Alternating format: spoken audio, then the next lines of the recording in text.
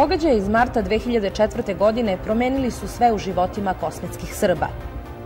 U neredima tokom martovskog nasilja pokrenutim tendencioznim tumačenjem nesreće u kojoj su stradala 3 albanska dečaka, poginulo je 19 osoba, među njima i 8 Srba.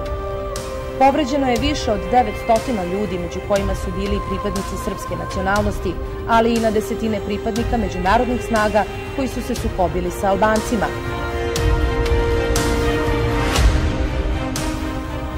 Iz svojih domova proterano je oko 4000 Srba. Etnički je očišćeno 6 gradova i 9 sela. Porušene su, zapaljene ili teško oštećene srpske kuće, škole, domovi zdravlja. Bez Srba su ostali Kosovo Polje, Gnjilane, Uroševac, Đakovica, Prizren, Obilić, selo Svinjare, nadomak Kosovske Mitrovice, selo Belo Polje kod Peći, gde je zapaljeno svih 28 povratničkih kuća i parohijski dom. Sine moj, joj, dete moje! Joj, Milane, sine u grobu! Samo kad smo žive glave zdeli, sve je u redu. Nemamo ništa, sve je zapaljeno.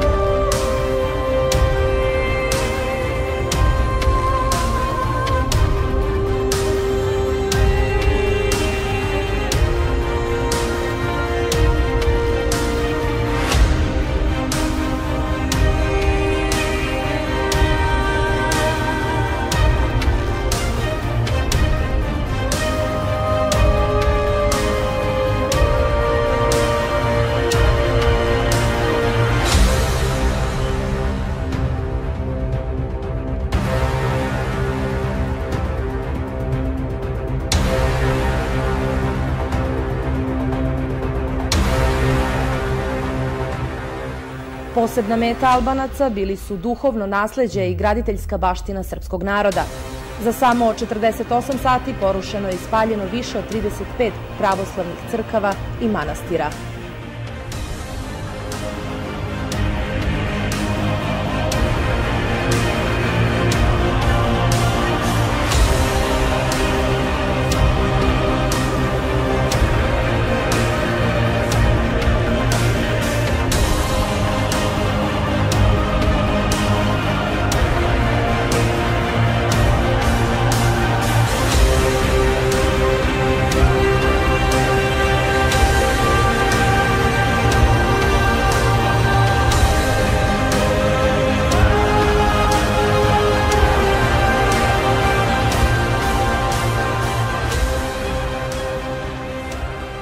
Povod za pogrom bila je optužba albanskih medija da su Srbi odgovorni za utapanje trojice albanskih dečaka iz sela Čabra na severu pokrajine.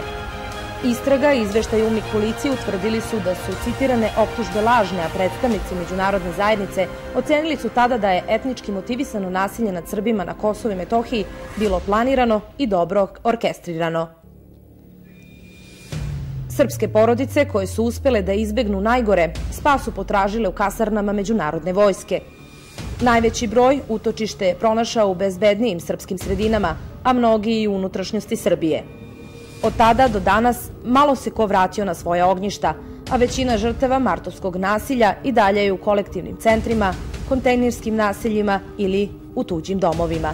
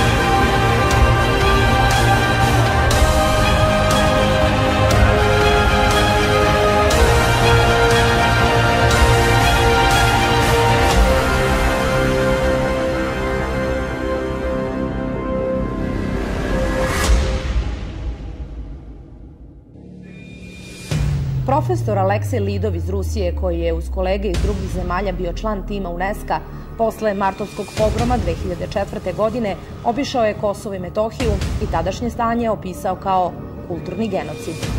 Slike martovskog pogroma koji se odvijao pred očima NATO vojnika ostaće primjeri najgoreg etničkog i verski motivisanog nasilja počinjenog pod okriljem međunarodnog protektorata. 5 sprata palata da bude, da imam svilu i kadifu, da imam na svaki sprat po 5 posluge, tamo se ne vraćam. Sve to što je, kako je, nego što mi je sin kidnapovan, njega jednoga sam imala majka, Dragana Stevanovića od svojih 42 godine. To je majka, ojađena i prejađena. Marija, jesu vam kuću spalili? Ja, sve je ostalo, garište, izlomljeno. Odmah stiglo je sa njima palenje, gorenje, da je to bilo u 10 minuta sve završeno. Eto, toliko glave, samo da mi je sina jadnoga i što kažu nekoga spasa, da išta znam o njemu, pa opet mi majka jadna nekako živela. 10-godišnjicu martovskog nasilja srpski narod dočekuje sa još svežim ranama i ožiljcima i sa sve manje nade da će počinioci, a pre svega organizatori pogroma kosmetskih Srba, izaći pred lice pravde. Sudeći po događajima koji su usledili, martovsko nasilje iz 2004. godine traje i danas. 2008. godine na 4-godišnjicu martovskog pogroma ponavlja se nasilje nad Srbima u severnoj Kosovskoj Mitrovici i 17. mart postaje sinonim za stradanje srpskog stanovništva u južnoj pokrajini države Srbije. Na meti su se našli radnici suda i građani Severne Mitrovice. Više stotina specijalaca UMNIK-a upalo je u prostorije okružnog suda u severnom delu grada i uhapsilo 53 radnika srpskog pravosuđa koji su se nalazili u zgradi iz koje su proterani 1999. godine, tražeći da se vrate na svoje radna mesta. Njihova borba za ostvarenje osnovnog ljudskog prava, prava na rad, bila je sprečena i surovo i nasilno. U 14-godišnjoj burnoj istoriji mosta na Ibru u podeljenoj Kosovskoj Mitrovici, građevina nad rekom je do danas ostala najbolji pokazatelj zbivanja i sveukupne situacije. Most je daleko od onih Andrićevih mostova koji spajaju obale, reke i ljude. U svim dosadašnjim sukobima na glavnom gradskom mostu na Ibru lakše i teže je povređeno više stotina Srba. U atmosferi straha, bezdanja i potpune obespravljenosti i dalje se odvija svakodnevni život Srba na teritoriji južno-srpske pokrajine. Poslednje godine na Kosovu i Metohiji obeležene su ubistvima dvojice srpskih mladića, Ivana Dejanovića i Aleksandra Stankovića u mestu Banjica na 15 kilometara od Štrpca, bračnog para Trojanke i Bogdana Petkovića u selu Parteš nadomak Gnjilana, supružnika Milovana i Ljiljane Jevtić iz povratničkog sela Talinovac kod Uroševca. Zato i ne čudi činjenica da proces povratka Srba na Kosovo i Metohiju teče veoma sporo, a da su podaci o povratku poražavajući. Više od 950 povratničkih kuća opljačkano i razbijeno, a već više godina prazno 35 povratničkih kuća u Novom Selu kod Vučitrna, 36 u selu Podgorce kod Kosovske Vitine, 38 u Zočištu kod Orahovca, 80 u Obiliću, 120 u Svinjaru kod Kosovske Mitrovice, 30 u Babljaku kod Uroševca, 40 u Kosovom Polju. Odmah nakon izgradnje, već narednih noći, Albanci su kuće porazbijali i opljačkali i time jasno pokazali da Srbi nisu više dobrodošli. Nemanje elementarnih uslova za život, strah, nedostatak slobode kretanja i bezbednosti, nemogućnost zaposlenja zaustavio je povratak već od proglašenja takozvane nezavisnosti Kosova.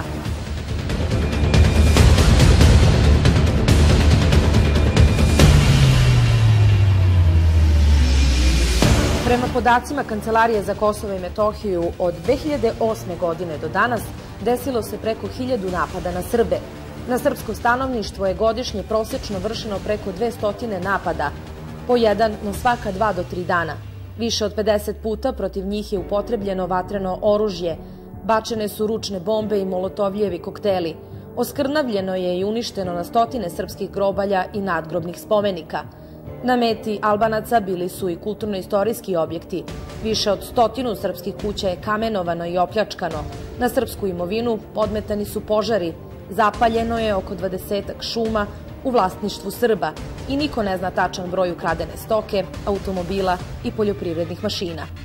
Napadnuti su i verski objekti, a crkve Svete Trojice u Đakovici, Svetih apostola Petra i Pavla u Petrovcima kod Kosovske Kamenice, Svetog Petra i Pavla u Kraljevici kod Podujeva i crkva Svete Petke u centru Suve reke u potpunosti su zbrisane sa lica zemlje. I poslednji kamen sa crkve Svete Trojice u centru Đakovice preko puta hotela Paštrik Albanci su uklonili 2007. godine. Na mestu crkve su podigli park i spomenik Majci Terezi.